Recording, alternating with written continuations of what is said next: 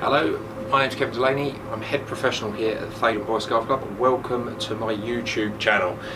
This is the first video for this year, so for 2020, and today we're going to be looking at the new Callaway Mavrik Driver and doing a full review on that. Now at this time of year we do get all the new products coming through, so there's going to be a few more videos coming up on new releases and new equipment that's coming out. So if you guys like what you see, please make sure that you subscribe to the channel, hit the bell notification thing so that you know when these things are going live, and give it the thumbs up. Also feel free to leave any comments that you like.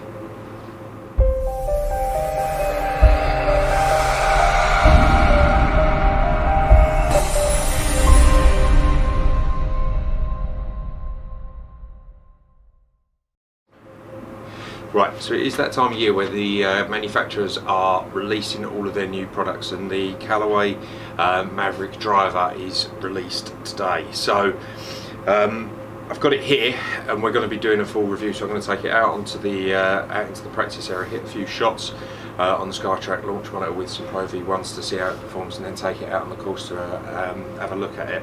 Right, so my first initial thoughts on the driver: I quite like the head cover. It's the usual sort of Callaway thing, the nice bold colours, so that it stands out on TV, I suppose, when they're on tour. Now this driver is to replace the Rogue driver from a couple of years ago. So Callaway will run two drivers. Last year they released the Epic Flash, this year the Mavrik, and they're going to run alongside each other.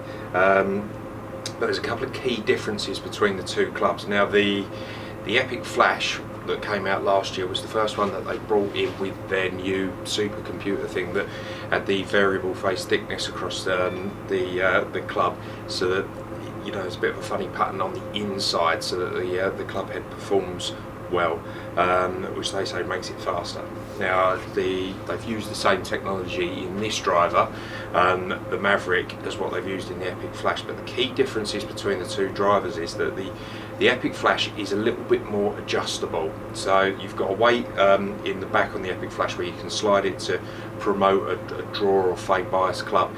With the Mavrik you can't do that. You know, it's a fixed weight. We're going to be looking at the standard one. They're going to do a sub-zero version where they crank the weight forward, which is going to be sort of a low spinning version of this. But this is the sort of standard driver, so it's a little bit less adjustable than the Epic Flash. And also, like, when you put it down, I mean, it's a nice looking driver. We've got a bit the carbon crown across the top. With the Epic Flash, it's a slightly more squat driver, so to look at it's a deeper face, slightly more squat. This has got a bigger area across here, so a slightly shallower face, and that's to increase the moment of inertia, so that this driver should be a little bit more forgiving than the Epic Flash.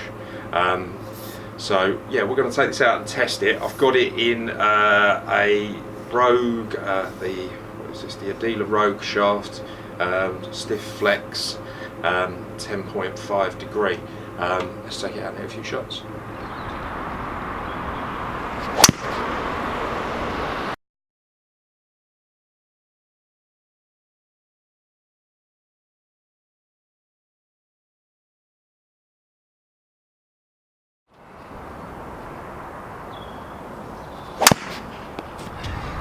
Okay, so my first initial thoughts, I really like the club. Looking at the numbers there, sort of spins are around about the 2,200 mark, which is more or less where I'd like to see it, and the launch angle is good, but the distance seems really good. Like, it's nice and easy to hit. I've hit a few off-centre shots.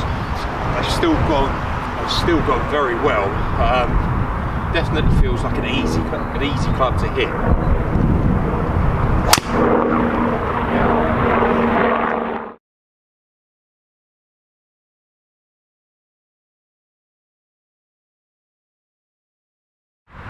I like that shot there. Definitely, you know, not the best swing. It spun a little bit higher. I hit it a little bit out of the toe, but you know, the distance on the drive still seems quite good. I think that, you know, any test with clubs is fine, but really it's about how they perform on the course. So what we're going to do is we're going to take it out, play a couple of holes here at Theydon, and see how the club gets on.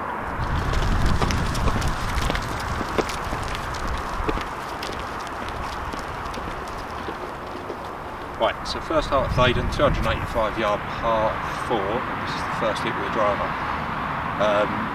Obviously the ground's a little bit wet and soft, so it's not necessarily going to bounce and run a long way today at all, but I'm looking forward to hitting this driver and seeing how it performs.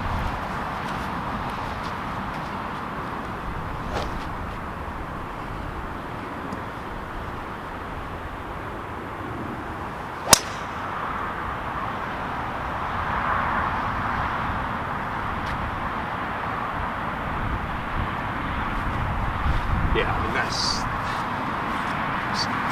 a very, very easy driver to hit, and that's just short of the green. So yeah, it's interesting. I mean, I haven't used Callaway drivers personally for a few years, but I always remember sort of going way back to Great Big Bertha, Biggest Big Bertha, and that they've always made exceptionally good drivers.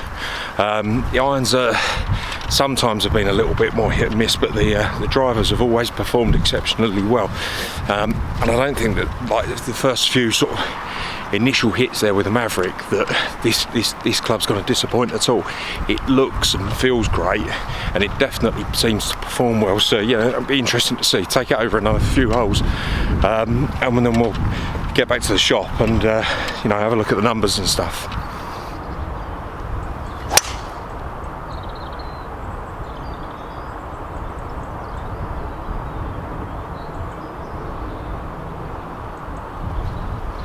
I mean, I really like that shot. That's a nice, very nice, strong flight. Easy to hit driver.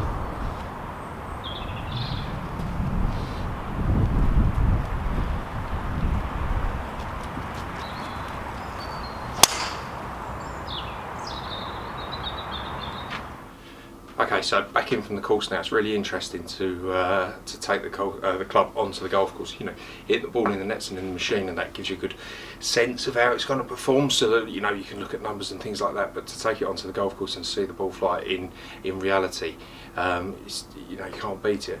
If we look at numbers and things, I think it performed really well. It's definitely easy to hit. I had a few sort of out the toe and out the hill and stuff, and there weren't big tail offs on distance. It's a forgiving club. Catch it out the middle and it flew really well. The numbers were about, so I'm probably driving, the spin rate was about 2,200, peak I could launch in well. More or less exactly where I want to see a driver performing. If you look at when I reviewed the Epic Flash last year, the numbers on that, it definitely seemed to spin a little bit less, so I was probably 200-300 revolutions per minute down on that, which you kind of expect because that's a slightly more squat driver. So it's going to be a slightly lower spinning head. This is going to probably spin just a fraction more, but that's just going to make it a little bit more forgiving. And it definitely didn't lose any distance from that. If anything, I felt like I gained some. So yeah, and then to take it onto the golf course and see it in play a few holes. All right, so it's winter, it's January, the ground's soft, so you're not really going to see sort of the bounce and run that you're going to get in the summer. But you can definitely look at where the ball's kind of pitching and things and get a real good sense of how the driver's performing.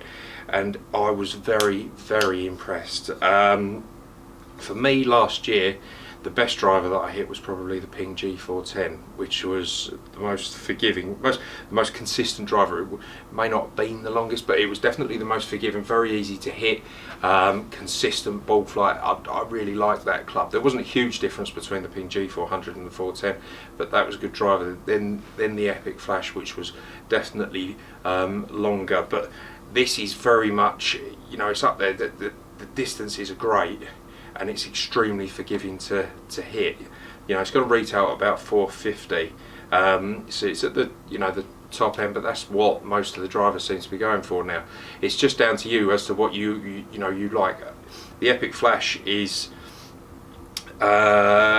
definitely, for me, slightly lower spinning head, but you've got the increased adjustability with it, the ability to set the weight to control the draw or fade bias on the club. With the Mavrik, you haven't got that option. You can set the position from the hosel to increase, decrease the loft, and set it for draw or fade, but you can't manipulate it with a weight, which I don't think really matters. For me, it's a great looking driver. I put it down, I feel like I can hit it. I really, really like it. Yeah, I'm over the next sort of couple of weeks, I'm going to compare this to my driver my ping driver and just see how it performs, because if it is as good as I think it is, then it's definitely going to go in my bag for this year. I really liked it. Listen guys, please subscribe to the channel, hit the bell notification so you know when these things are going on. Feel free to leave any comments down below. If there's any clubs that you'd like me to review, just put a note in the comments and I'll try and get round to doing them. If you bear with us, in the next couple of days we're going to be looking at the new Mavrik irons as well that have come out. So there's 3 different heads on them, and we're going to do a review on the Mavrik irons.